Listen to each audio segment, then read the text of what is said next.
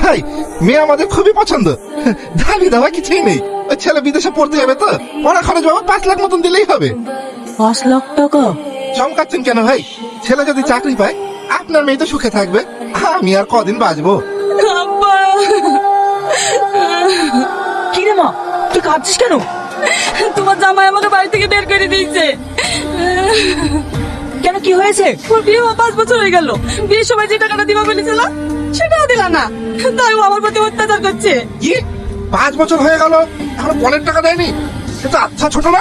এই বাড়িতে আমার ছেলের বিয়ে দেবো না, এবার উঠে আয়। দয়া করে আপনারা যাবেন না, আমার একটা কথা শুনুন।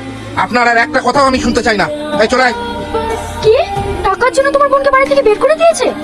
আর এটাও বলেছি 1 সপ্তাহের মধ্যে টাকা না দিতে পারলে ও আমার বোনকে ডিভোর্স দেবে। কত টাকা? 2 লাখ টাকা। সামান্য 2 লাখ টাকার জন্য? ছি।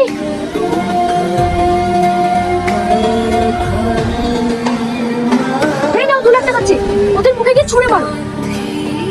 না ম্যাডাম, আর কত টাকা নেবো আপনার সাথে? আমি আর আপনার কাছে ঋণী হতে চাইনি। তুমি এভাবে কেন বলছো আবি? আজ বিপদের সময় আমি যদি তোমার পাশে না দাঁড়াই তাহলে কে দাঁড়াবে? কিন্তু ম্যাডাম। কোনো কিন্তু না, ধরো এ তোমার বোনকে দাও। হ্যাঁ, আরেকটা কথা, আমি 2 মাসের জন্য সিঙ্গাপুর যাচ্ছি, কোম্পানির কিছু কাজ আছে, আমার ফিরে আসা না পর্যন্ত কোম্পানির সমস্ত দায়িত্ব তোমাকে নিতে হবে। কেন, আপনার ভাই? ভাইও আমার সঙ্গে যাচ্ছে। বলছিলাম তোমাকে একটু কথা বলার ছিল। হ্যাঁ ম্যাডাম, বলেন। না থাক, এখন না, 2 মাস পর ফিরে এসে তোমার বাড়িতে গিয়ে বলবো। ঠিক আছে ম্যাডাম।